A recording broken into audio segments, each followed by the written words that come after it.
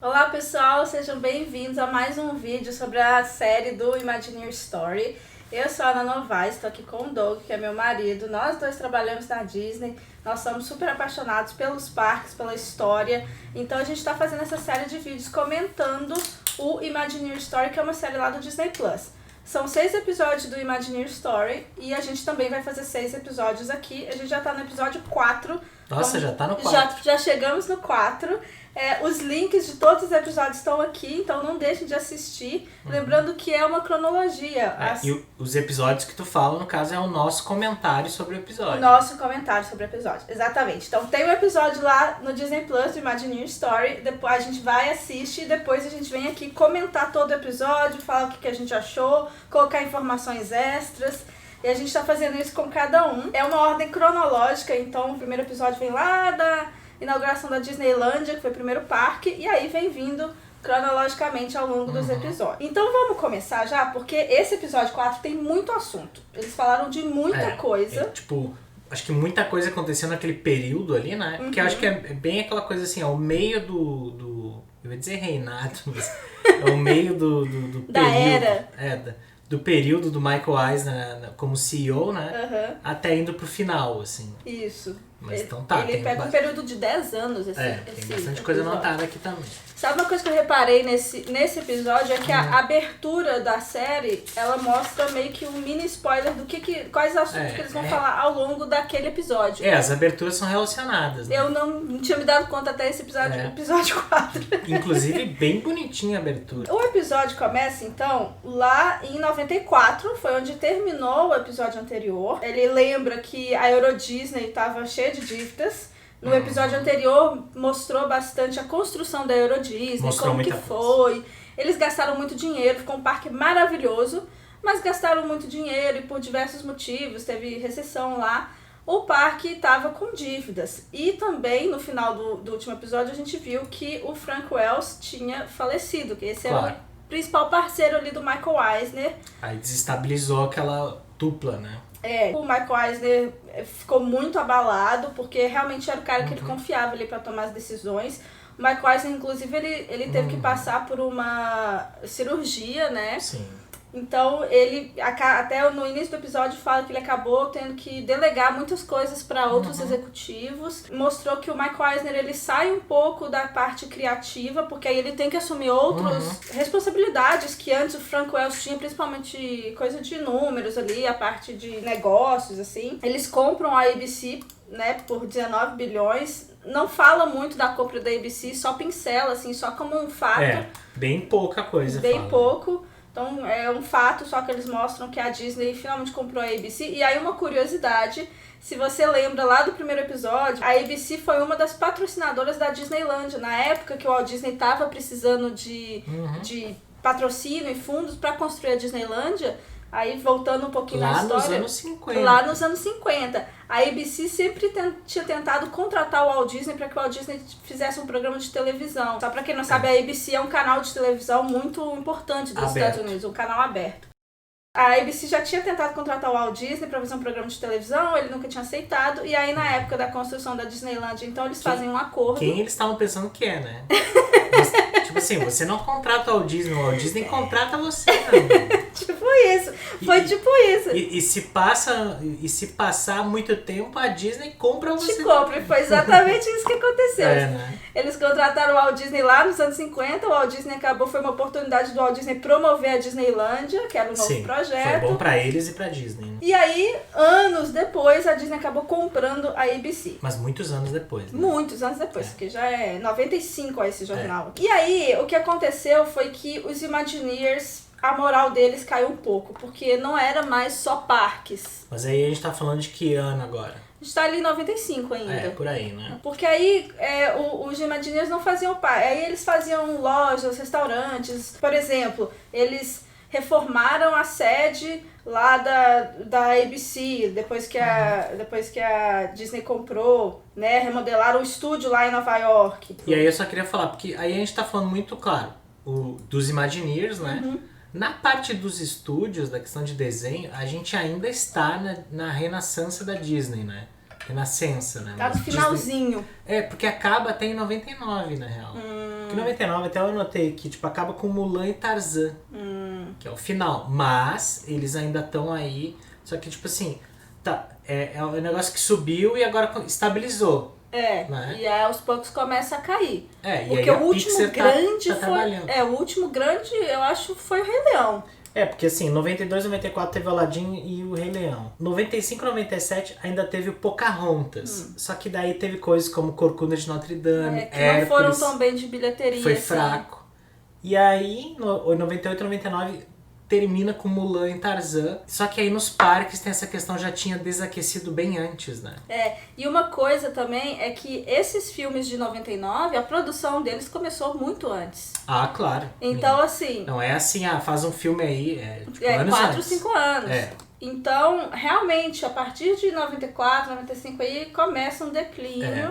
Desde os estúdios quanto nos parques também. Sabe que ali, né, tu até tá aí na tela, deixa aí porque assim, esse foi o estúdio da ABC que os Imagineers renovaram. De Nova York. De Nova York. E aí eles também renovaram, fizeram um estádio e tal, né? Tipo, mais ali a tematização do estádio. Aí, claro, né, tu tá pegando o Michelangelo pra pintar o azulejo da cozinha, né? Não dá. É tipo isso. Não dá, né? Dá uma chacoalhada. Embora até o Michelangelo pintou retrato para as pessoas para pagar as contas. Imagina se tem um retrato do Michelangelo, feito pelo Michelangelo. Tem de outros, principalmente, né? Mas muitos desses grandes artistas da Renascença tinha um boleto para pagar também. Tinha um boleto para pagar. Não é fácil, não. Mas, enfim, os Imagineers ali devem ter se sentido um pouco desprestigiados. Ah, com certeza. Porque tendo que fazer isso aí. Aí o episódio já entra em outro assunto, né, que é do Disney Cruise Line. O Disney Cruise Line, ele mostra ali que o Michael Eisner resolveu entrar num negócio de cruzeiros ali, e aí ele colocou o Imagineer Wing Chao para ficar responsável por esse projeto. E ele é um super Imagineer, já tinha trabalhado em vários outros projetos, no Epcot, por exemplo, né? Não, e até, tipo assim, ele ficou 37 anos na Disney. E como ele entrou lá nos anos 70 ainda, ele, tipo assim, trabalhou em coisas, tipo assim, desde o Epcot, trabalhou na negociação com o governo da França para ter a Euro Disney lá, a Disneyland Paris. Trabalhou na negociação com o governo de Hong Kong também. E que vai vir depois o papo de Hong Kong. E depois fala também. Não, e tipo assim, como foi o designer, o arquiteto dos 4 primeiros navios da Disney, do Disney Cruise Line, incrível, cara. Ele é bom. É bom. Mas aí ele fala que ele estudou arquitetura, né? Ele estudou prédio e os prédios não se mexem. Então ele teve que dar uma estudada e aprender um pouco mais sobre design de navios.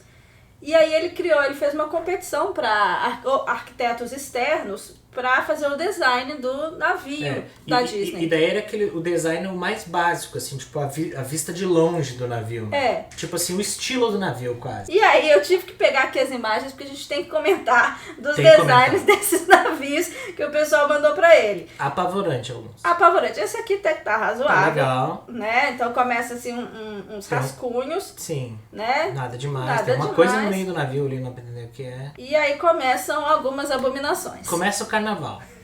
Começa o carnaval. Olha pra isso. Aí assim, aí tem variações. Olha ali, tipo um monte de palmeira ali e um negócio onde sai a fumaça tem mais palmeira. Aí teve essa fixação com patos. Olha, esse aqui é tipo um barquinho egípcio, tá? Um barquinho egípcio? Esse aí que tem, embora tenha esse pato, lembra, mas claro. Golden Goose tá escrito aqui. Não dá, né, pessoal? O cisne dourado. Ele tem uma coroa. Tem uma coroa? Aqui, tem uma coroa. Meu Deus. Mas pelo menos as cores aqui estão menos carnavalescas, né? Aí teve mais um aqui embaixo, super, hiper carnavalesco. Muito estranho. Olha, tipo assim, vou falar, talvez fale bobagem, mas esse aqui parece uma coisa que o meu sobrinho faria. Com 5 anos. Na escolinha. É que agora, com 5 anos aí não, mas tipo assim, quando ele é um pouquinho mais velho, entendeu? Uns 8 ele já 8 anos. Desenha um navio pra mim. Aí ele desenha isso aí. Esse aqui eu achei SS Mighty Duck. O navio todo amarelo com também a questão do pato. Esse aí tá complicado. Ainda bem. É tipo um patinho de borracha no no oceano que é a Gigantesco. banheira. É isso. É isso. É um patinho de borracha. É isso. Olha, ainda bem que o Michael Eisner rejeitou todos esses projetos. Ele mesmo falou, olha, eram todos horríveis. Convenhamos, né? Não é do tipo assim, uma atração, um prédio de hotel. É literalmente vários navios, né? Não dá pra, tipo assim, Frota de olhar navios. aquilo ali e dizer, vamos fazendo, Vamos fazer vendo. aqui um patinho de borracha. Vamos vendo gigantesco. pra ver o que acontece, não dá? Não é. E aí foi finalmente um designer de navios norueguês que propôs esse design, que é super bonito, é o que a gente conhece hoje, sofisticado, bonitão, e aí finalmente foi aprovado. Eu achei engraçado que o Michael Eisner, ele fala, tem uma fala aí que ele diz assim, eu achei eles feios e tal, e pra mim era feio. Porque assim, o Michael Eisner tem, em outros livros que a gente leu, ele tinha uma fama de escolher umas coisas meio doidas. Entendeu? Do tipo, ele quando criou aqueles vários hotéis ali, inclusive os em volta do Epcot, ele queria um hotel que ia ser uma estátua gigante do Mickey. E aí disseram pra ele, não, calma. Melhor não. Vamos pensar melhor, entendeu? Então mesmo ele olhou aqueles designs anteriores e não gostou, entendeu? Só comentando. Realmente. Era pra ser, o hotel, o Mickey era pra ser tipo um colosso de Rhodes, entendeu? Com as perninhas do Mickey, assim. Eu acho que se existisse hoje, a gente ia achar o máximo. É que até costuma, né? Melhor do que aqueles navios eu não ia conseguir. Porque até eu comentei com o Doug na hora que a gente estava assistindo. Se hoje em dia existe uma certa objeção de pessoas que não conhecem bem o Disney Cruise Line, de acharem que, porque a Disney é só para criança, o cruzeiro, e a gente sabe bem que não é. A gente até tem live sobre o cruzeiro Disney aqui no YouTube, depois vocês olhem. Imagina se fosse aquele navio carnavalesco. Aí nenhum adulto sem criança ia querer entrar naquele navio. Mas enfim, daí eles optaram por uma coisa mais sofisticada. Mais sofisticada, começou então... Eles foram pro outro lado. Foram pro outro lado, ainda bem. Mas toca aí. Em 96 começou a construção, olha que bonito, né? Bem Se bonito. compara com os outros. Em 96 começou a construção, foi o navio mais comprido do mundo na época. E a curiosidade é que o navio foi construído em 2 metades. Inclusive, a gente até já tinha ouvido essa história lá no Disney Cruise Line, porque no Disney Cruise Line tem um tour que você pode agendar para fazer, que eles passeiam pelo navio e vão te contando a história ali, várias curiosidades. E as metades flutuavam, e aí mostra, imagina, você tá lá, mas isso aí... você vê meio barco flutuando. Não, mas isso aí tinha que ter a opção de pagar metade do preço e ir no meio barco. Essa opção não existe. Já pensou? Já pensou? Meio barco. Acho Não, que... e daí tu pode escolher, vai na parte da frente e de trás. Onde é que fica o restaurante? Daí tá, é o que importa. O restaurante num lado fica a piscina, do outro lado fica o restaurante, aí você meio que tem que escolher. Não existe essa possibilidade. Mas legal que flutua, legal. Que flutua. E aí eles tiveram que juntar as 2 metades, aí ele até fala, o Wing Chao ali, o Imagineer, fala assim, aí o medo é que tinha que nivelar, né? Tinha que dar certinho. Deu certo. Ainda bem que deu certo. Aí dos Imagineers, aí o Engineering, aí o Engineering... Funcionou. Entregaram. E aí eles falam também que foi uma dificuldade na época fazer um navio para família, porque na época, só anos 90, né? Todos os navios tinham cassinos, ninguém tinha feito um navio exclusivo só para famílias. Por exemplo, os navios maiores, eles tinham um espaço kids só, um espaço só para crianças, e era isso. Só que a Disney, né, entende que as crianças de idades diferentes têm interesses diferentes, então eles fizeram um programa específico para crianças dentro do navio, e até hoje é muito legal. Hoje em dia, outros navios já têm programas semelhantes, mas a Disney começou com isso, e realmente tem um super espaço infantil para criança pequena, tem um super espaço infantil para criança maior, adolescente, pré-adolescente, não tem cassino nos navios da Disney. Ele falou também dos shows, né? Que eles queriam colocar shows tipo Broadway ali. E aí o teatro, eles fizeram um teatro que o palco ele se estende assim, por 5 decks do navio diferente. De tão grande que ele é por causa das máquinas aqui, né? Aquela coisa que o palco sobe e desce. Bem coisa de palco da Broadway mesmo pra fazer shows. Eu adoro em navio assistir os shows ali, pede um drink e senta ali. Fica assistindo ali. Eu gosto de pegar uma pipoca. Também. E aí ele fala também dos efeitos de luzes que tem, de fibra ótica, assim, no teto e tal, vários efeitos especiais. E finalmente o navio inaugurou em 98, né? Foram os 2 primeiros navios da Disney. E o engraçado, assim, essa imagem parece de 98 mesmo. Parece né? de Não 98. tem uma, eu acho que não sei se é a saturação das cores, a qualidade e tal, mas tu olha, tem a proporção, claro, também aí da, né, não ser widescreen, mas tu olha pro negócio e diz, realmente isso aí é anos 90. Os 2 primeiros navios da Disney foram o Disney Magic, depois o Disney Wonder, e aí hoje em dia são 4 navios e a Disney já encomendou mais 3, então a frota vai ficar com 7, mas esse foi o primeiro em 98 que lançou. Uma coisa interessante que ele falou é que essas chaminés aqui, na verdade, só precisa de uma. A de trás é a verdadeira. A da frente só tá ali pra dar um visual mais equilibrado. E nessa foto aí dá bem pra ver, né, o que ele falou. Tipo assim, nessa de trás aí que tem as chaminés ali, né, vários tubos. E aí a da frente realmente não tem só uma estrutura metálica ali pra dar o visual. Né? E aí ele fala das cores, né, que tem o preto aqui embaixo, o vermelho, o branco e o amarelo, que são as cores do Mickey. E aí uma informação extra também que não tem no episódio, mas esses botes aqui amarelo, bote salva-vidas, na verdade a Disney precisou de uma permissão especial para conseguir fazer esses botes amarelos, porque o certo é que os botes fossem laranjas, tem uma cor específica por causa de segurança, né? Padrão pela questão da segurança, visibilidade e tal, então eles tiveram que conseguir uma permissão especial com esse amarelo Mickey aqui para mostrar que também é chamativo e tal. Claro.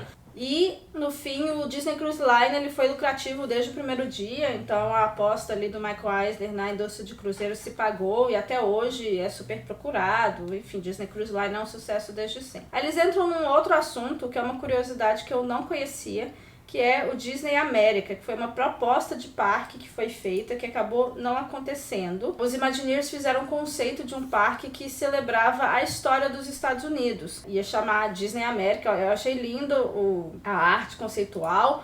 O Michael Eisner fala ali que muitas crianças não sabiam muito sobre a história dos Estados Unidos, então ia ser uma maneira de educar e também entreter. E ela ia ficar em Washington, perto de Washington DC, então eles compraram algumas terras e aí ia ter montanha-russa e tal. Tem algumas imagens muito interessantes de algumas atrações propostas, né? Uma montanha-russazinha da Revolução Industrial, enfim, um forte, né? Então parecia interessante. Aqui em cima seria, né, o lugar proposto, né, um pouco acima de Washington DC, que é a capital. E aí os políticos aprovaram, mas a população local não gostou muito da ideia, não tiveram muitos protestos, a imprensa estava muito contra, a população estava contra, mais uma arte conceitual que eu achei muito bonita. Então foi uma época meio complicada, foi ali mais ou menos em 94, logo que o Frank Wells tinha falecido, e aí o Michael Eisner ele até fala que se não tivesse acontecido todos esses fatores do Frank Wells ter morrido,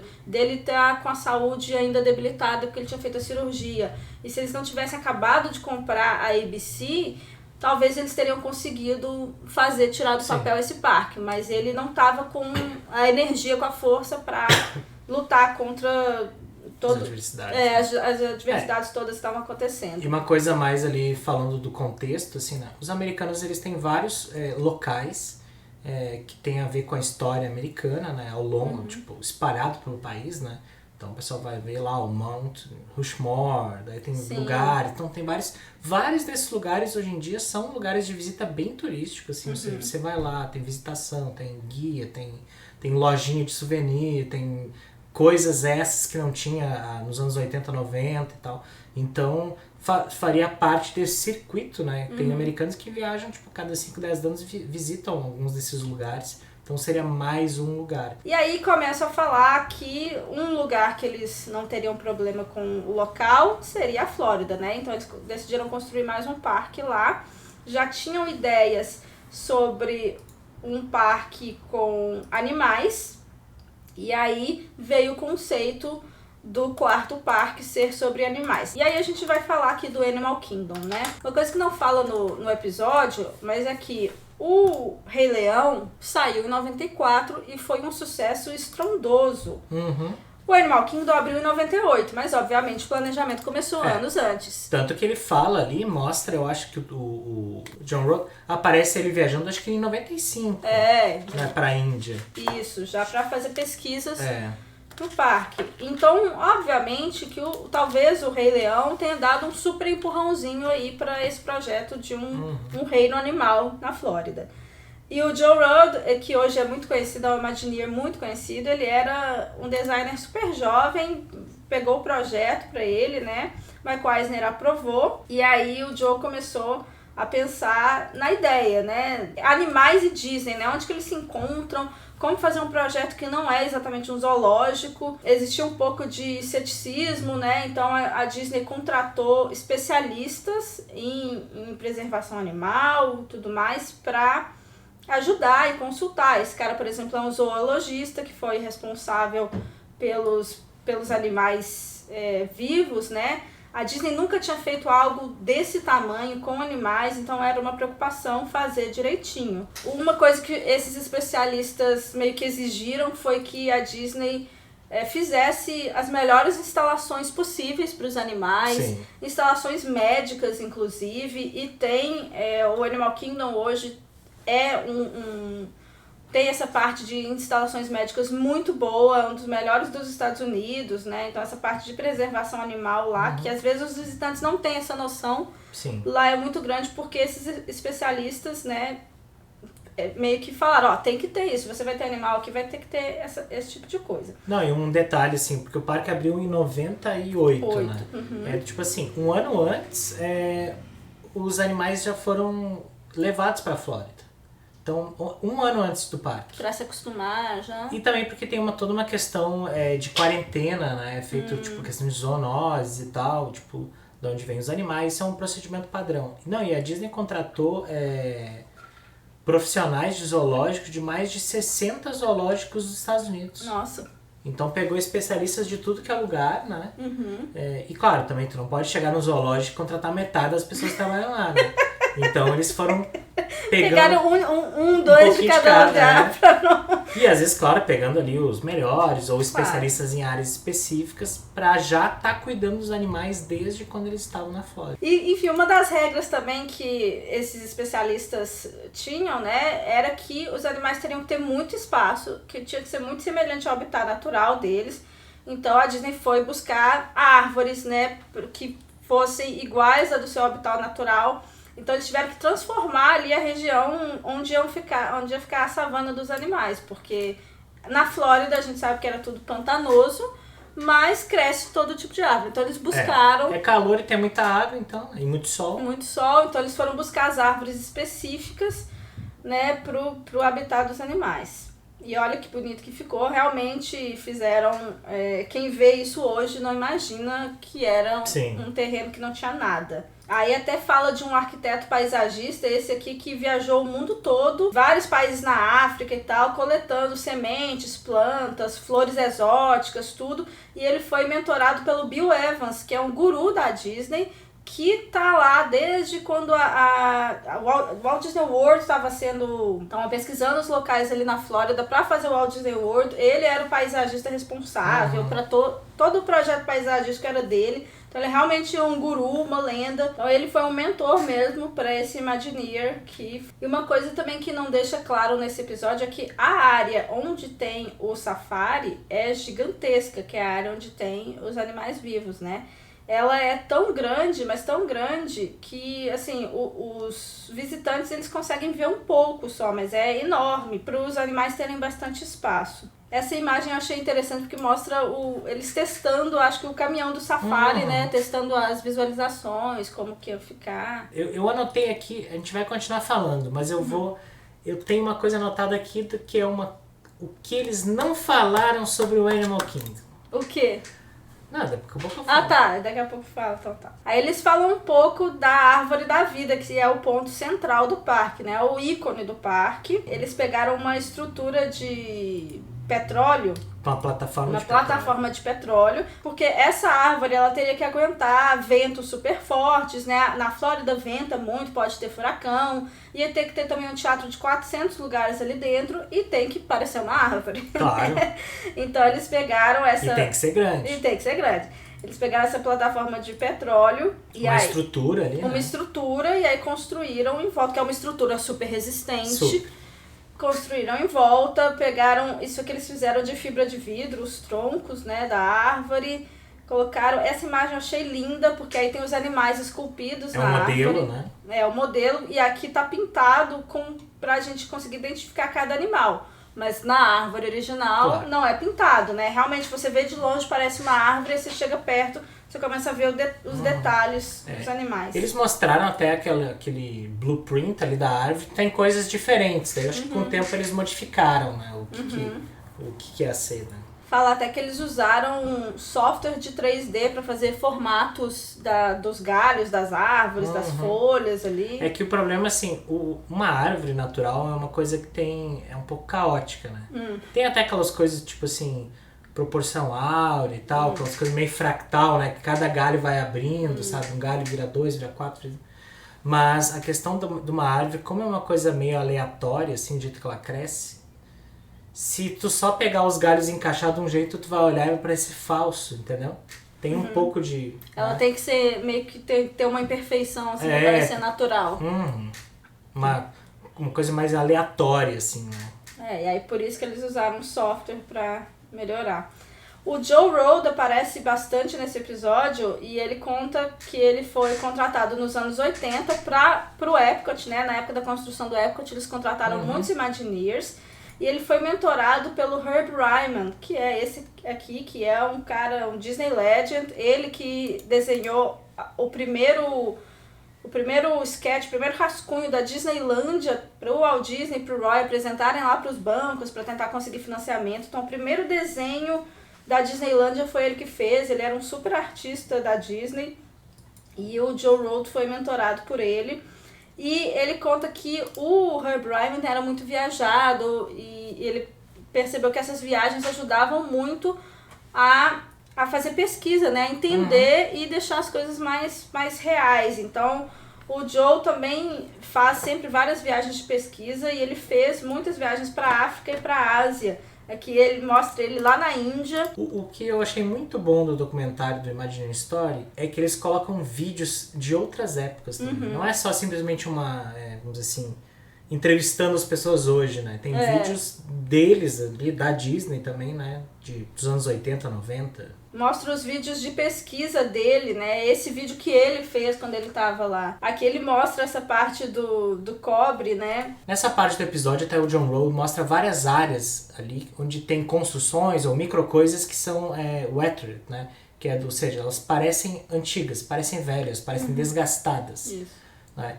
Um dos casos até ele bota, por exemplo, assim, ao invés de colocar eles fariam normalmente de aço, né? O cano ali. O cano, esse suporte e tal, só que o aço ele não enferruja, entendeu? E mesmo assim, se botar uma coisa de ferro que enferruja, aí o negócio cai, entendeu? Então a solução deles foi botar por exemplo assim, vigas de cobre ali, que não é comum, né? Porque o cobre, quando envelhece, ele cria uma pátina em volta, né? Por exemplo, que nem a Estátua da Liberdade, né? Muitas pessoas não sabem, mas a Estátua da Liberdade é toda feita de cobre. Então, quando ela foi inaugurada, ela era cor metálica de cobre.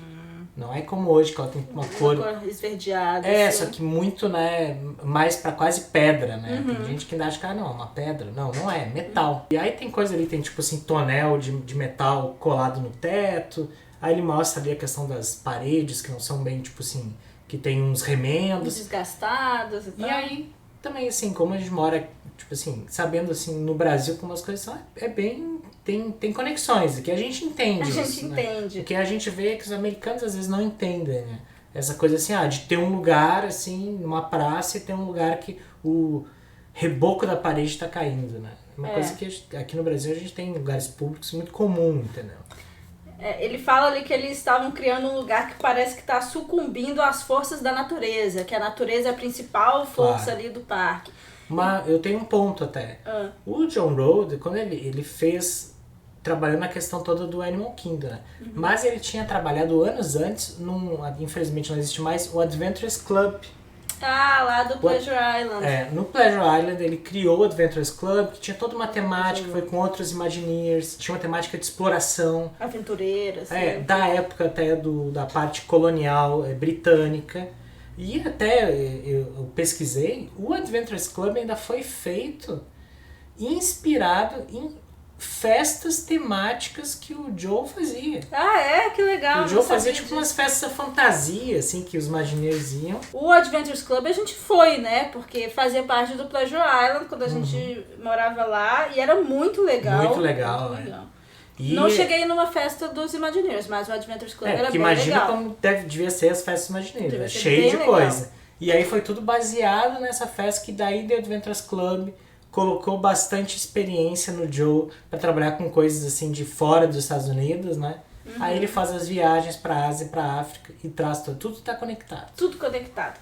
E uma coisa que eu achei interessante é que por mais que eles façam essas coisas assim, parecendo desgastados e tal, eles fizeram de um jeito que mesmo assim o parque fica bonito, né? Não ficou feio, a gente ficou como uma temática mesmo. E aí nesse episódio mostra essa imagem, e é interessante explicar, porque só mostra a imagem, mas eles não explicam. O Animal Kingdom, ele tinha 3 pilares, assim, sobre animais que eles queriam fazer.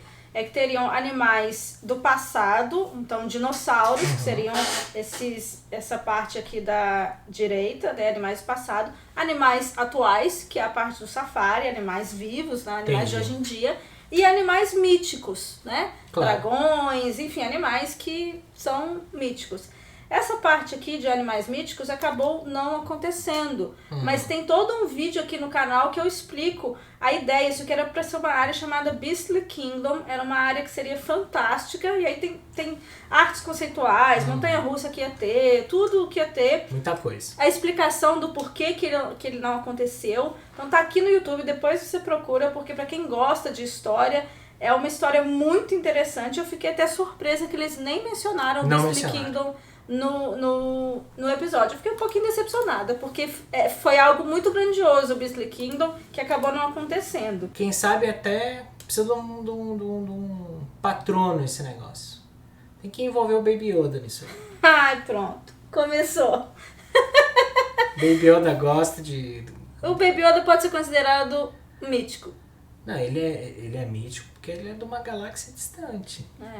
Ele vai ter que... O Baby Yoda tá trabalhando bastante, tá fazendo muito dinheiro agora pra empresa.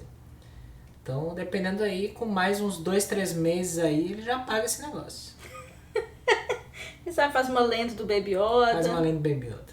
Mas assim, agora entrando, eu quero falar uma coisa que não falaram, mas nem comentaram, parece que nem tem no Animal Kingdom. O quê? Uma coisa chamada Dino Lands.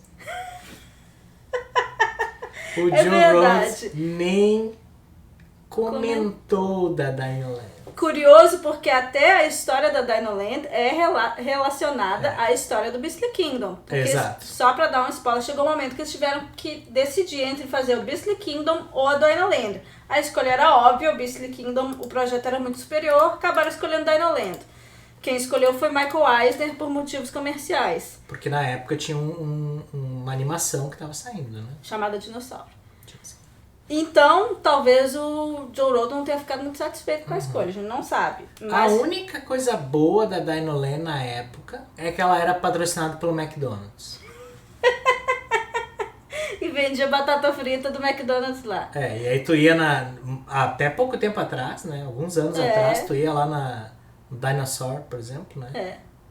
E aí a voz falava assim, essa atração é presented by McDonald's Corporation.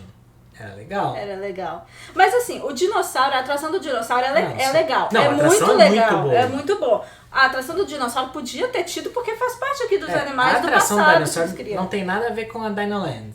Vamos dizer assim, tá, né? Não, tá, a Dino Land, a área que eu tô falando, é aquela parte meio carnival. Sim. Que não tem nada a ver. Sim. E que, tipo, depois ainda nesse episódio vai se falar lá do California Adventure, mas não vamos falar ainda. É que assim, a Dino Land, ela até simula uma coisa meio pier, né? Meio Coney Island, que é o que eles falam depois, que é justamente o que a gente sempre falou, que é uma coisa que o Walt Disney não... Ele não queria fazer. Ele queria se afastar disso, ele queria fazer algo diferente. Daí, por isso que eu sempre achei curioso que a Dino Land tem essa vibe lá. Mas vamos tocar aí. Vamos tocar. Não, voltando aqui pra parte do Safari, né? Não a parte do Safari, a parte das curiosidades do Animal Kingdom. Eles mandaram os designs de várias coisas lá pra Indonésia pra escultores esculpirem na madeira. Uma outra curiosidade também... Vai ser bem original mesmo. Vai ser bem original. Esse pessoal que é da África do Sul, eles são especialistas em colocar... fazer telhado de palha ali. Eles vieram da África do Sul lá pra Orlando pra fazer esse trabalho lá no Animal Kingdom como especialistas em telhadamento, como é que falaria isso? Então, especialistas em telhados de sapê foram lá para os Estados Unidos para fazer essa parte do Animal Kingdom, que é a parte do Harambe ali, que é a parte da África. Então, o Animal Kingdom hoje tem a área da África, a área da Ásia, que são as áreas onde tem animais de verdade. Aí tem a Dino Land, hoje em dia é Pandora, enfim. E aí, falando do Safari, uma curiosidade interessante também é que eles deram um jeito para que os animais no seu habitat natural aparecessem sempre em locais que os visitantes conseguissem ver e tirar foto. Então, por exemplo, eles colocaram as árvores especificamente em locais onde a sombra da árvore, que é um local que o animal vai querer ficar, seja propício para que quando o caminhãozinho do Safari tá vindo, você queira tirar foto. É que a sombrinha dessa árvore aí é o ar-condicionado da girafa. É o ar-condicionado da girafa e tem o ar-condicionado do leão na pedra também. Isso é muito legal. Sabe que isso eu não sabia? Eles fazem para que a pedra fique confortável para o leão ficar lá em cima da pedra e a gente consiga ver e tirar foto do leão. Porque assim, que os animais, vários animais, né? Normalmente, às vezes, assim como tem alguns animais que ficam na água ou ficam na lama, alguns animais ficam em cima de uma pedra porque a pedra está em contato com o chão. E dependendo do lugar do mundo onde você tá, normalmente o chão tá tá muito mais gelado que o ar, ou um pouquinho mais, né? Quer dizer, por exemplo, assim, num lugar como o Brasil, normalmente o subsolo tá a 15 graus, assim, né? Na média. Só que essa média, até por um tempo eu achava que era no mundo todo, não é. Não é. Por isso que, tipo assim, tu pega na Europa lá, lugares onde teve tipo assim, aquelas geleiras, tem o permafrost, ou seja, o solo ainda tá congelado. Nossa. Mas enfim, aí na pedra, como a pedra em alguns lugares ali tá em cima de outras pedras e tal, então eles colocam alguma coisa pra gelar as pedras, daí o animal fica ali. Fica ali, esse leão, ele tá sempre lá deitado numa boa. Assim, cachorro faz muito isso, quem tem cachorro sabe. Se tá calor, não tá o ar-condicionado ligado e tal, às vezes ele fica ali no piso, tipo, da cozinha, no sabe? Geladinho. Ele fica, parece um tapete, assim, dependendo do cachorro que tu tem. Ele fica ali querendo pegar o geladinho. Já vi isso acontecer. Enfim, aí eles fizeram essas coisas para os animais ficarem confortáveis em locais propícios pra gente tirar foto.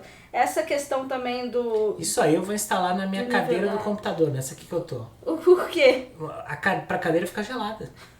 O ar-condicionado da cadeira. Algum sistema aí deve ter. Tipo o banco de carro. Tem banco de carro que fica quente. Lá nos Estados Unidos...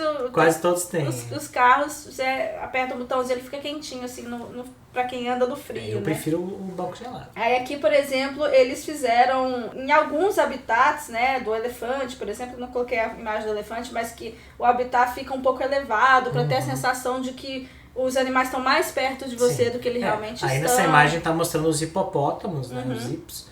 E aí, claro, tu vê ali que tem parte bem funda, parte meio funda e a parte shallow, né? Que é a parte mais rasa. Mais rasa. E aí o hipopótamo decide onde quer ficar, né? Claro. Mas aí quando ele tá na parte rasa ali, todo mundo fica vendo. Eu adoro ver os hipopótamos. Essa parte do hipopótamo é legal, tem vários hipopótamos lá. O hipopótamo é muito grande. Ele sempre tem vários lá na parte rasinha. Mas tu sabe que na natureza, né, hipopótamo é um bicho bem perigoso. Da origem, assim, é bem perigoso. Não é um bicho que tu vai, olha lá um hipopótamo, vou nadar. Passar a mão nele. Não pode chegar perto. Bom saber. Enfim, o Animal Kingdom inaugurou em 1998, inclusive foi dia 22 de abril, que é o dia do meio ambiente. O dia da Terra. O dia da Terra. Não foi o que eu vi no episódio. O dia da Terra. Earth Day, agora sim. 22 de abril. E eles falam também da parte de conservação, que o Joe Rohde fala que é um dos benefícios de fazer um design como esse. Ele é um Imagineer, ele faz design de parque, mas junto com isso traz toda essa parte de conservação ambiental que o Animal Kingdom tem. Então tem essa parte que você consegue ver, essa é a parte das medical facilities, né? Da parte médica ali, parte veterinária, que em alguns casos você consegue ver os veterinários tratando alguns animais quando tem a necessidade. Então eles falaram bastante disso. Depois eles já começam a entrar em outro assunto, mas antes eles mostram os departamentos de pesquisa da Disney ali, dos Imagineers, que eles estão sempre pesquisando novas tecnologias, testando. Aí eles mostram esse robô aqui, que seria tipo um super dinossauro. Então, aí mostra várias tecnologias que eles estão testando. Essa aí do dinossauro eles não usaram, né? Ficou no protótipo só. Hoje em dia tem outras empresas que fizeram coisas bem parecidas. Né?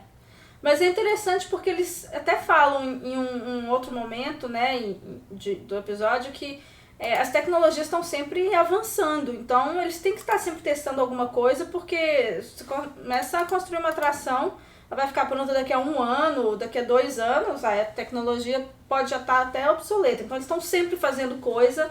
E até o Imagineer fala, se a gente tem mais de 50% de acerto, é porque a gente não está trabalhando o suficiente, porque eles sabem que eles sempre vão falhar. E a ideia é essa, sempre testando, falhando e vendo o que eles podem inovar e melhorar.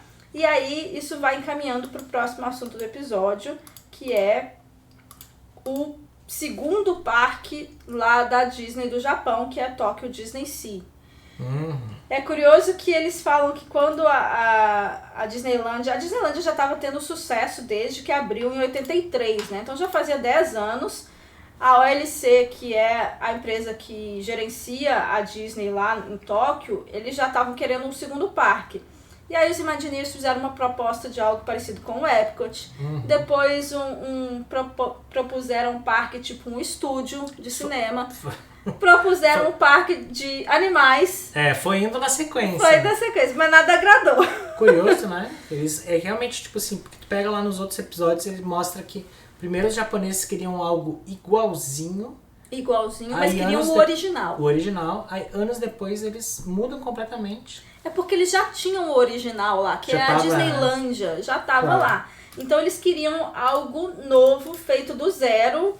Os Imagineers até comentaram, vai ser uma Disneylandia parte 2. E a vantagem é eles vieram com essa proposta de um parque com a temática de água, e era um projeto muito rico, só que seria muito complexo, muito caro. Eles fizeram maquetes, né? Um projeto maravilhoso, só que eles tinham essas dúvidas, porque realmente seria muito complexo e muito caro. E aí, quando a OLC viu isso aí, falou, não, é isso que eu quero. A OLC, pelo jeito, tem dinheiro a rodo, né? Pelo jeito, sim. Não fala ali, mas, por exemplo, assim, vou até chutar, assim, mas eu sei uma coisa que é muito comum no Japão é que, primeiro, que as taxas de juros são... eles que tinham taxa negativa faz muito tempo já, então, às vezes, acho que tem muita facilidade de empréstimo. Talvez. A juros quase, né? E assim, dado o sucesso já da Disneylandia de Tóquio há 10 anos, eles sabiam que ia ser um investimento certeiro, assim. Sim. E o Takahashi, que é o dono lá da OLC, ele tinha essa visão, que até comentam lá no segundo episódio, que era uma visão muito parecida com a Walt Disney, do perfeccionismo e de que a qualidade tinha que ser muito boa. Então ele estava disposto a gastar o dinheiro que fosse para ter uma coisa magnífica. E eu vou te falar, se eu tivesse visto esse projeto da Disney Sea, eu ia tentar arrumar dinheiro onde que eu fosse para construir isso aí, porque é realmente fenomenal. Sim. Eles queriam a mesma qualidade, mas o máximo de IP possível, que é personagem, né? Propriedade intelectual. Sim. O japonês adora personagem da Disney. E eles fizeram, então, 7 áreas diferentes, que seriam 7 mares. E o parque é maravilhoso, eles mostram várias imagens aqui desse parque, e até os Imagineers falam que a Disneylandia, essa Disney Sea, foi uma anomalia, porque o dinheiro vinha de fora, então eles tinham que documentar tudo, né? Tudo eles documentavam. A OLC estava, inclusive, pagando extra para que seja tudo documentado. E essa documentação ele não explica direito, não explica muito, mas o que a gente sabe é que assim, essa documentação, inclusive, tipo assim, que material foi usado, não é só para construir. É do tipo, no brinquedo tal, como é que você faz? como que é cada coisa. Ah, isso aqui foi pintado, às vezes até com coisas que foram levadas para lá, pro Japão, e eles têm um ou dois. Como que é para fazer de novo? A Se cor eu tiver que específica, fabricar um outro. a cor específica da tinta, ó, o pincel que ela usou Qual a pra técnica? fazer, qual a técnica, exatamente. Então essa documentação bem coisa de engenharia também, né? Mas que aí ia até para detalhes artísticos. Uma das áreas do parque, eles construíram um vulcão e é tipo um porto nas bordas do vulcão. E aí eles contam que numa das reuniões eles mostraram ali o projeto do vulcão. E aí o pessoal da OLC falou assim, tá, mas o que esse vulcão faz? Eles falaram assim, é um vulcão. Aí o pessoal falou, não, tem que fazer alguma coisa. Claro. Que nem na hora que a gente tava assistindo eu falei, tipo... Porque se os japoneses quiserem ver um vulcão, eles pegam o trem-bala e vão lá ver um vulcão a 5 horas de distância, entendeu? Sim, tem vulcão de verdade tem no Japão. Tem vulcões né? ativos, que a cada tanto tempo soltam uma fumaça lá, às vezes até mais. Então eles fizeram um monte de efeito especial e tem o vulcão, então, né, tem a chama, que tem lava lateral também, isso eu achei muito legal. O efeito da lava, o efeito né, da mostrou, lava, à noite dá pra fibra ver. de vidro, daí tem iluminação por dentro. Eu achei muito bonito isso. E o parque tem 2 atrações principais, uma que é a Jornada ao Centro da Terra e a outra que é 20 mil léguas submarinas. E o que eu achei interessante também é que o parque tem vista para o oceano, uma parte do parque, né? Então você Eles tá aqui focaram bastante nisso. Você tá aqui no trenzinho, você consegue ver o oceano ali. E é um parque de água que você vê o oceano, então eles tiveram também que mesclar isso para meio que o oceano fazer parte do parque, parte do cenário do parque. Então eles incluíram isso aí em toda a ambientação do parque. E aí tem mais algumas imagens do parque, né? Aqui ele mostra que eles usaram um programa de computador para conseguir ver se ia ter obstrução visual e tal. Então aqui a gente vê, por exemplo, o vulcão. Eles conseguem ver qual que vai ser a visão do visitante de determinado ponto. Isso ajuda eles na parte de obstrução visual lá. E o parque foi um sucesso desde o início, e aí tem várias imagens muito bonitas desse parque. Olha que lindo. Tem essa parte que parece mais europeia, tem a parte do vulcão, então é muito bonito. Até falando, não sobre isso, mas falando sobre a ULC, né? Eles tinham plano de fazer um outro, vamos dizer assim, não um outro parque, mas alguma área temática maior, que seria quase um parque, numa outra cidade do Japão. Mas esses planos, eles estavam sendo feitos lá em 2006, 2007. E aí, em 2008, eles anunciaram que não iam fazer mais. Para quem não lembra, em 2008 foi quando estourou a crise imobiliária americana. E aí também atingiu o mundo todo, né? Claro. E aí foi em 2008, então, que a OLC e a Disney conjuntamente desistiram de fazer isso. Então, não quer dizer que no futuro não tenha algo parecido. Mais um parque, quem sabe, né? Até não era bem um parque, mas era toda uma questão, uma área temática, né? Tipo um Downtown Disney, talvez alguma coisa assim que eles iam fazer em outra cidade. Porque a OLC é uma empresa de development, né? Sim. Eles fazem essas tem coisas. várias coisas que aconteceu, por exemplo, teve a época que a Disney operava Disney Stores no Japão. Teve isso. Aí a Disney não queria mais operar, vendeu para uma empresa, a OLC pegou essas lojas. Aí agora, nos últimos anos, a Disney pegou tudo de volta. Foi? Fizeram um acordo, daí a Disney... Porque não era uma coisa mais do... Quando a gente tava trabalhando lá, tava tendo esses movimentos, lembra, né? A Disney Store ainda tava com uma empresa fora da Disney, né? Que operava. E aí agora a Disney tá pegando tudo pra fazer dentro de casa. Então, por isso as Disney Stores voltaram pra ser geridas pela Disney Company. E aí isso aconteceu também, a OLC vendeu de volta, né? E claro, tem um relacionamento muito bom. Claro, sim. Foi realmente parceiros, né? São parceiros, um acordo entre eles, né? Então, nada impede que um dia a OLC não tenha essa demanda de novo. Bom, o Disney Sea foi um super sucesso, né? Os Imagineers tinham total liberdade criativa, tinham dinheiro quase que infinito, né? Só que dentro de casa eles não tinham a mesma situação. E aí, em 94, esse cara que é o Paul Pressler, ele virou presidente da Disneylândia. Lembra que em 94, né, o Michael Eisner teve a cirurgia dele lá, ele começou a se afastar de alguns projetos criativos, e aí ele começou a colocar executivos, né, para liderarem algumas coisas. Então, o Paul Pressler virou o presidente da Disneylândia. Falou que ele era o cara do merchandising? Então, pois é, eu ia falar isso agora. Ele, tá. ele tem esse background de merchandising, não, mas pode falar. ele tem esse background de merchandise, então o foco meio que ficou muito de merchandise. Sim. E assim, normalmente o foco do merchandise é a geração de caixa também, Vendas, né? Vender bastante e vender mais para mais pessoas, vender mais para as mesmas pessoas, enfim. Tem todo esse foco aí. Então, quando tu bota uma pessoa de merchandising bem perto do topo, né, tu fortalece essa linha, né? E aí eles foram construir o segundo parque na Califórnia. O Mark Eisner queria que tivesse um segundo parque ali, para que virasse um resort mesmo. Porque só tinha a Disneylândia, o Walt Disney World já tinha virado um resort com vários parques, hotéis. Eles queriam fazer algo assim lá na Disneylândia. Claro que na Disneylândia não tem tanto espaço, foi justamente por isso que o Walt Disney foi lá pra Flórida, mas eles conseguiram ali, o lugar que era o estacionamento da Disneylândia, que era gigantesco, eles conseguiriam transformar em um parque. E aí tiveram alguns projetos, né? O primeiro projeto para esse segundo parque seria uma versão do Epcot lá na Califórnia. Então eles até chamaram de Westcott, que seria o Epcot do Oeste. Mas ia ser menor, né? Ia ser um Baby Epcot. Ia ser um Baby Epcot, talvez. E aí era um projeto do Tony Baxter, né, que é o Imagineer, que a gente falou bastante dele no episódio passado. E aí tem algumas plantas aqui. Isso aqui é mais ou menos o espaço que eles tinham, eles não tinham tanto espaço. Então eles queriam fazer mais um parque, mais hotéis. Então, como não tinha tanto espaço, o foco ficou em hotéis de luxo. Eles iam integrar esses hotéis de luxo com o Westcott, né, com o projeto do Tony Baxter. Aí ia ter o Future World, ia ter mais ou menos uma parte europeia, uma parte asiática, né, representando... Ia ser mais por blocos aí, né, por continentes e não por países. Né? Porque não era tão grande assim. E aí os hotéis seriam integrados com o parque, então ia ter o hotel asiático, o hotel africano, o hotel europeu, o Westcott Center, até o nome era para realmente referenciar o Epcot. Será que teria uma Spaceship Earth?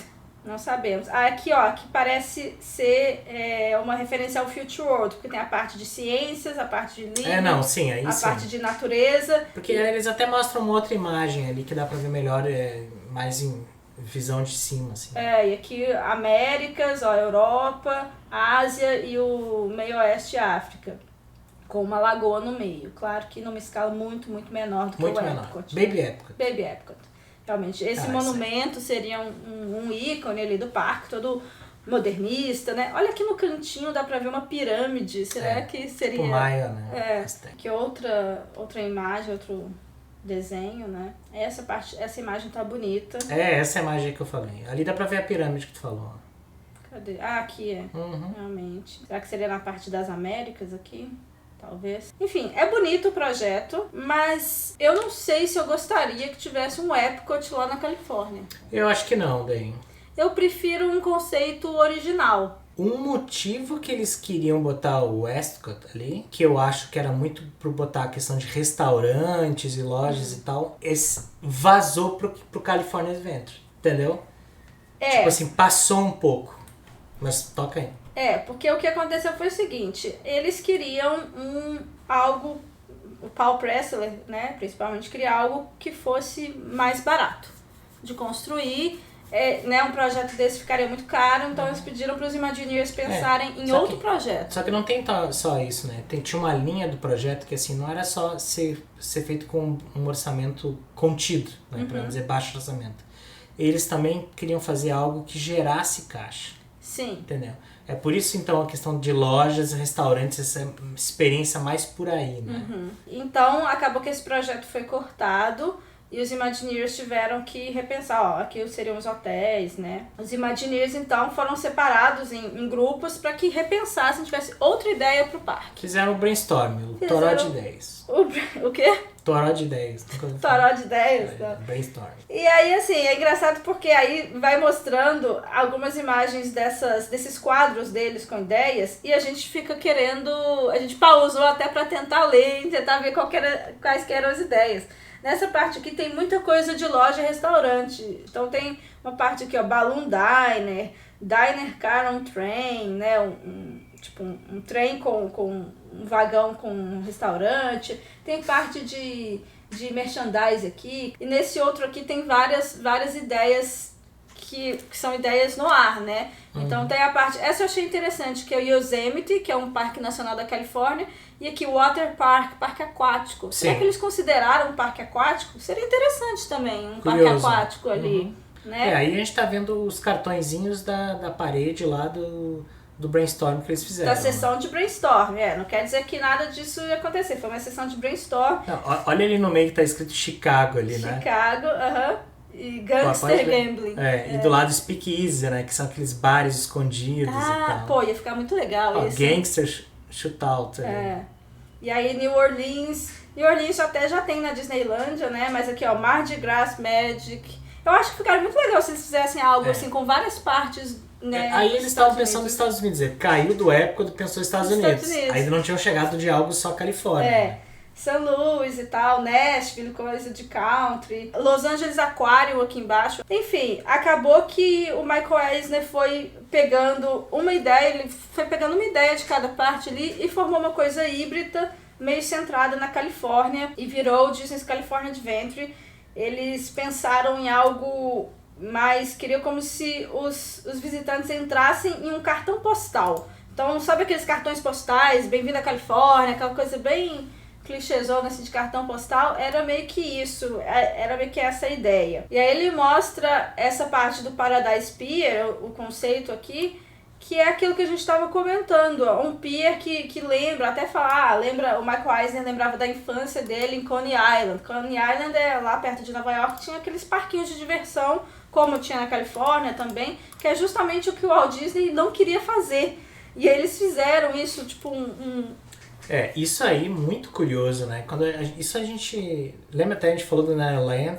É uma coisa que a gente fala bastante quando a gente visitou também o California Adventure, a gente comentou disso, né? Realmente não dá pra entender como que alguém não barrou assim, né? Mas talvez é aquela coisa, agora passou muito tempo, a gente vai fazer diferente, enfim. Hoje em dia eles remodelaram o Paradise Pier, hoje chama Pixar Pier, tá um pouco melhor, tá mais bonito, tá com a temática da Pixar, mas na época era só realmente um pier desses parquinhos de diversões.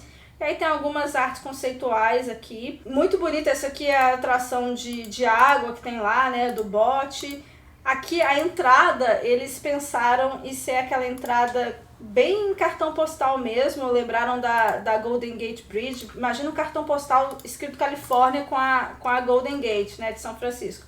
Foi exatamente isso que eles fizeram para a entrada do parque. E uma questão também é que não tinha personagens aqui e você não tinha uma separação muito grande do mundo lá fora. Por exemplo, na Disneylândia você tem montanhas e coisas que te blindam do mundo lá fora. Você não consegue ver tanto o mundo lá fora quando você está andando. Aqui no California Adventure não tinha tanto isso. E claro, era um parque bem menor. Aqui o Michael Eisner indo lá fiscalizar a obra. E olha quem tá aqui, ó. Bob Iger. O Bob, que logo, em pouco tempo, iria assumir como CEO depois do Eisner. Eisner tomando a coquinha dele ali num dia quente na Califórnia. Os americanos são muito informais, né? Então pode ser o CEO da empresa andando ali, quando vê ele mesmo para numa vending machine e pega uma coca. Aqui a Golden Gate Bridge só que daí aqui eu queria falar das atrações esquisitas. Né? Isso é um exemplo. Eles começaram a ver que algumas dessas atrações é que assim, ó, quando tu faz uma coisa que já não é o que talvez os Imagineers queriam, começa a cortar uns projetos, começa a remodelar a colcha de retalhos que fica, né?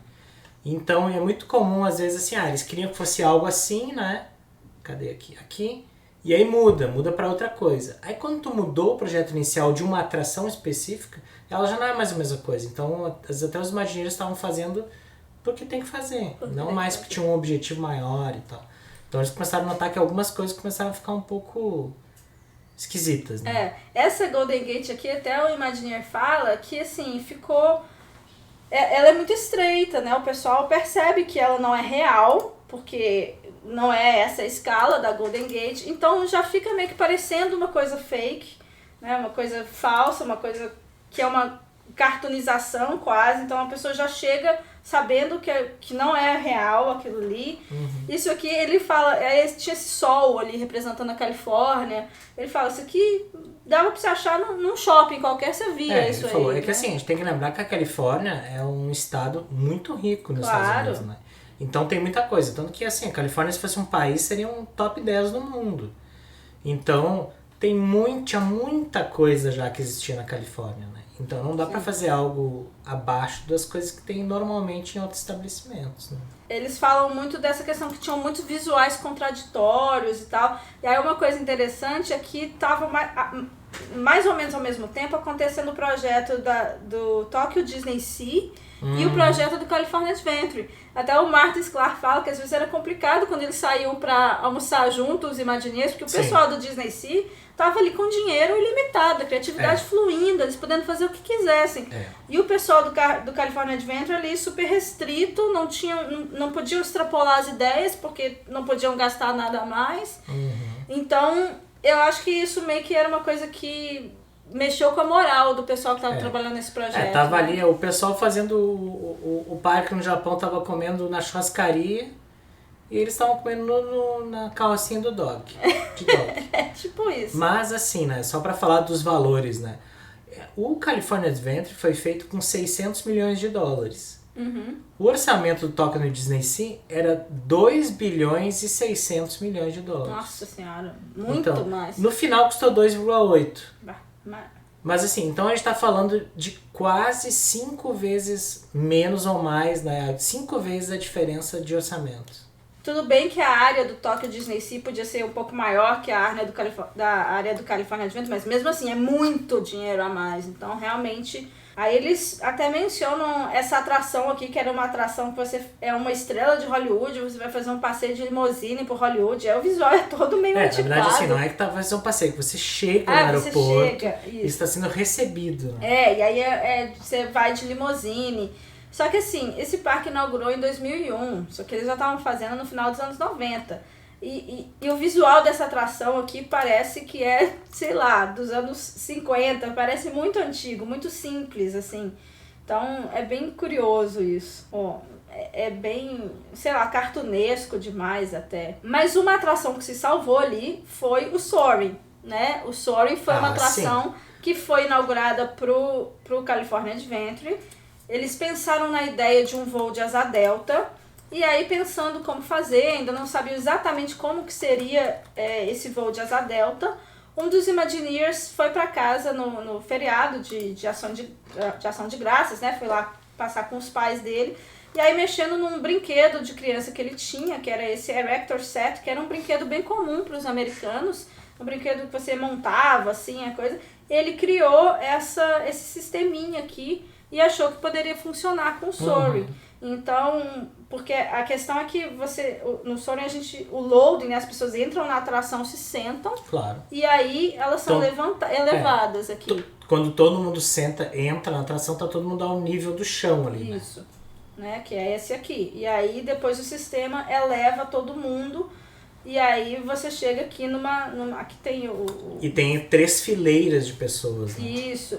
Então, eles até falam que esse sistema aqui, no começo eles tinham dúvida se ia funcionar e tal, fizeram maquetes, pegaram até a plataforma do simulador do Star Tours para ir testando, né, ver se ia funcionar. E esse foi um sistema que foi totalmente desenvolvido pelos Imagineers, é um sistema desenvolvido lá dentro, um sistema novo, é um tipo de veículo totalmente novo, que foi bem revolucionário, porque funcionou muito bem. E aí aqui tem eles testando, ó. Então o grande diferencial do Soarin' é a questão do mecanismo. Porque eles poderiam colocar uma quantidade X de pessoas perto daquela tela redonda, né, que te envolve. Mas como o mecanismo tem 3 fileiras e sobe, já fica lá no meio, aumenta a quantidade de pessoas que podem ir na atração. Isso é o grande ponto, né? Se tem poucas pessoas que conseguem ir na atração por hora, aí a atração não é viável. Aqui mostra eles testando, né? Eu sempre achei engraçado, no outro episódio, acho que foi, sei lá, no segundo e tal, eles mostraram testando a Torre do Terror e tinha as mesmas coisas lá. Tá vendo esse do lado deles aqui? Essa coisa branca aqui. Isso aí na verdade é uma coisa, não no formato, mas quase no formato de um assento, mas é pra simular que tem uma pessoa ali. E é cheio de água. Então ao invés de tu botar ali um boneco com 80 quilos, 70 quilos, tu coloca aquilo ali e enche de água, inclusive com o peso que tu quiser. Então se tu quiser simular uma criança com 20 quilos, com 30 quilos, você simula. Se quiser simular um adulto, então você consegue até ter a atração funcionando com o máximo de peso possível, assim, como se estivesse operando mesmo. Legal, que aí é fácil de realmente mudar, né? É só trocar e botar água muito rapidinho até, né? E aí uma curiosidade, eu não sei se vocês já perceberam, mas esse sistema do Soaring é o mesmo sistema que hoje tem no Flight of Passage. Flight of Passage é uma atração super popular lá no Animal Kingdom, que é como se fosse uma evolução do Soaring, mas esse sistema do veículo das 3 fileiras é o mesmo sistema, então foi... E a questão da tela que envolve. Então foi algo realmente revolucionário que a Disney criou, que bom, e eles que conseguiram evoluir ainda mais, fazer uma atração, né, super tecnológica, que foi o Flight of Passage. Então, essa foi uma das atrações do California Adventure que se salvou, assim, que o pessoal gostou bastante. A entrada do California Adventure, como que era, realmente parecia um cartão postal, né? Com a letra grande aqui, a Golden Gate, o sol lá no fundo. Foi inaugurado em 2001, fevereiro de 2001, e não teve tanto sucesso assim. Mais uma imagem ali que realmente parece um cartão postal. Que quando a gente fala para cartão postal é que parece o estilo de design de cartões postais.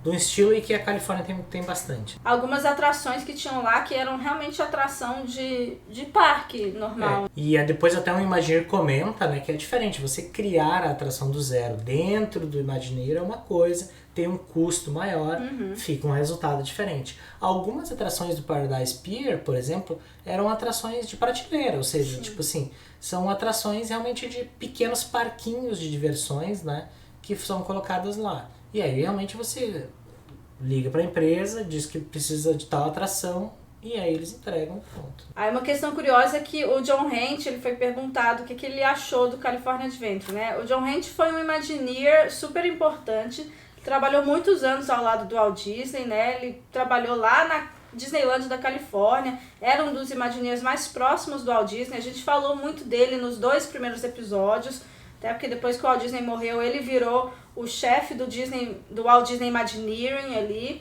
Ele já não estava mais na Disney nessa época, mas perguntaram para ele o que ele achou do California Adventure. E ele disse que preferia o antigo estacionamento, que é onde ficava o parque.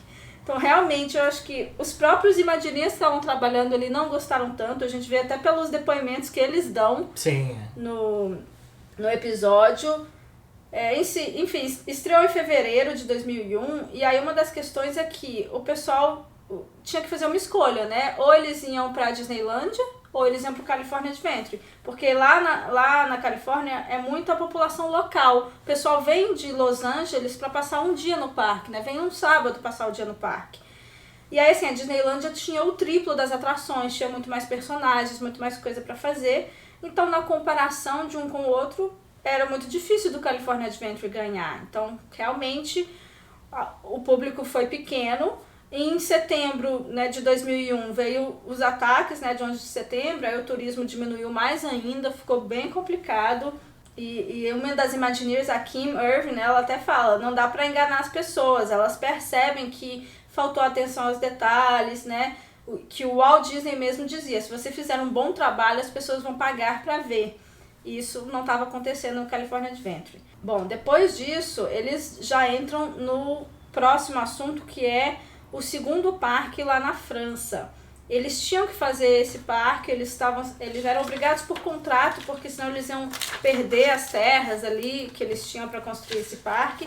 Então eles tiveram que fazer um parque rápido, barato, era meio que uma necessidade, tinha que ser feito o mais rápido e barato possível. Então a maioria das atrações foi importada dos outros parques, né? Não foi criada uma atração específica para lá.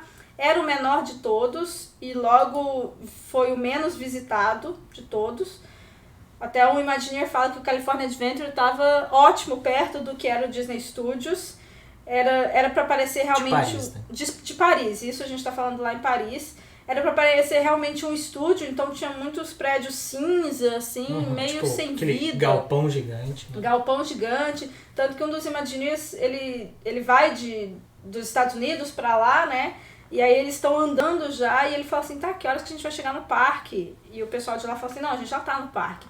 Porque pra ele parecia uma área de backstage ainda, que não parecia que era o parque. Então acabou não fazendo tanto sucesso assim. Essa imagem eu achei curiosa, eles transportando a orelhinha do Mickey pra caixa d'água. E aí aqui, ó, os prédios meio cinzas, meio não muito coloridos. E aí o Paul Pressler, que era o presidente da Disneyland, ele acaba que ele sai, vai ser presidente da Gap, das lojas Gap. E a imagem dos Imagineers nessa época ficou um pouco manchada, né? Porque eles fizeram 2 parques, foi o California Adventure, depois esse aqui, não ficou muito bom, muitas críticas. E aí já vem o próximo parque, né? Que é Hong Kong. Hong Kong tinha deixado de ser britânico e a Disney vê como uma oportunidade para explorar um mercado que eles ainda não tinham explorado. E aí eles começam a procurar terras lá, só que Hong Kong é muito denso, muito difícil de achar a terra. E aí é o Wing Chao que tá naquele Imagineer, né, que a gente falou no começo.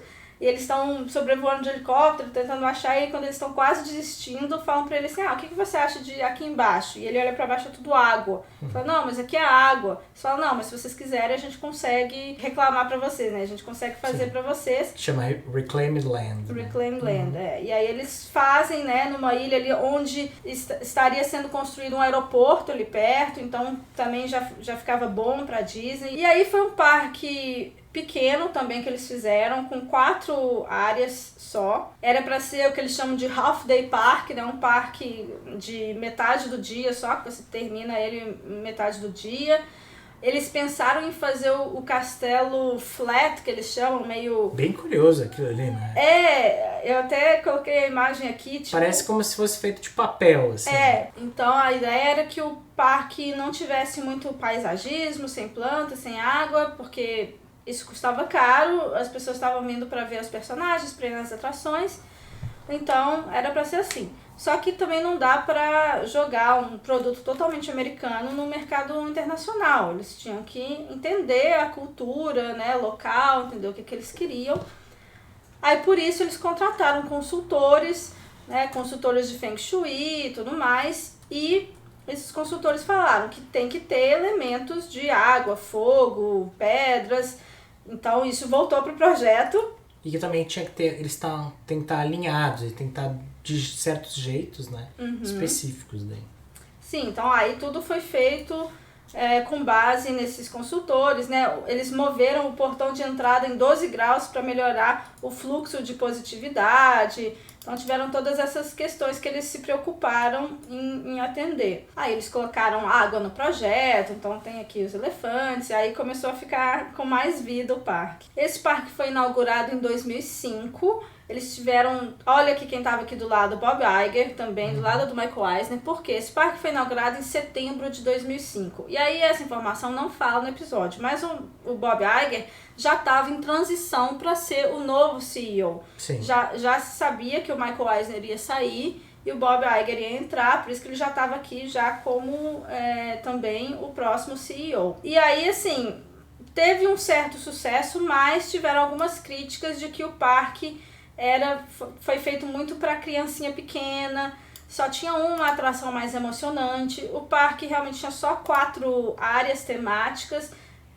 então assim, o pessoal ia, tirava foto e tal, e depois do almoço eles já estavam indo embora. E o parque ficou muito bonito e tudo mais, mas eles também falam que o pessoal não tinha uma conexão muito forte com a Disney, eles tinham conhecimento da Disney mais superficial. Claro. Então ele até dá o exemplo da Space Mountain, por exemplo, que o pessoal chegava aqui, tirava foto, achava bonito e tal, e não entrava lá dentro. Eles não sabem o que é Space Mountain. Ele até deu o exemplo da Space Mountain, mas eu acho até que um exemplo melhor seria dizer que o que faltava ali com o pessoal de Hong Kong era a conexão de ter visto personagens da Disney ao longo da infância.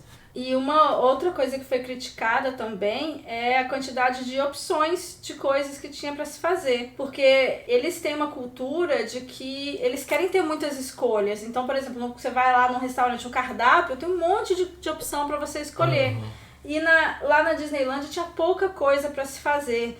Eles dizem que eles contavam no mapa a quantidade de coisas que tinham para ver se o dinheiro valia a pena investir no ingresso, né? Então eles são muito assim de ter o valor daquilo que eles estão investindo. E o parque era pequeno, simplesmente tinha pouca coisa para se fazer. Então até diz que a reputação dos Imagineers foi recuperada, né? O parque ficou assim muito bonito e tudo mais, mas simplesmente não tinha coisa suficiente para se fazer. E aí, então, a decisão de construir um parque pequeno foi a decisão errada pela terceira vez consecutiva. Eles já tinham construído o California Adventure, depois construíram o Disney Studios, o Walt Disney Studios em Paris, e agora Hong Kong Disneyland, 3 parques muito pequenos, e por razões diferentes a decisão foi errada. E aí o episódio termina com a saída do Michael Eisner, né? O Roy Disney, que era o sobrinho do Walt Disney, o filho do Roy, ele que tinha trazido o Michael Eisner, ele que lidera também uma campanha para tirar o Michael Eisner por vários motivos, e um dos motivos que ele cita é a falta de investimento nos parques. E aí os anos seguintes seria uma tentativa de reverter isso. Então o episódio termina com a saída do Michael Eisner e aí fica o gancho pro próximo episódio. Eu ia dizer, todo episódio tá terminando com gancho, né? Então, interessante. Interessante, fica bom, né? Fica bom. Daí já dá uma... Também não é uma coisa assim, no próximo vamos ver A, B, C, D. Mas é mais assim, tá vindo tal coisa. São momentos importantes da história, né? Terminou um momento importante da história e vai começar outro. Então, assim, no próximo episódio a gente vai continuar contando essa história, o que aconteceu depois da saída do Michael Eisner, como é que as coisas foram se recuperando, se recuperaram ou não. Então a história continua, a gente tem mais 2 episódios pela frente, a gente vai comentar os próximos 2 episódios, vão estar aqui no YouTube, e conta pra gente o que você achou desse episódio, conta aqui nos comentários. A gente gosta muito de ler os comentários de vocês, saber o que vocês estão achando, qual foi a história que vocês mais gostaram desse episódio. E se por acaso você caiu aqui e ainda não é inscrito no nosso canal, se inscreve aí e ativa o sininho para você ficar sabendo quando a gente lançar o próximo vídeo. A gente está sempre aqui contando curiosidades, histórias da Disney, falando de planejamento de viagem também.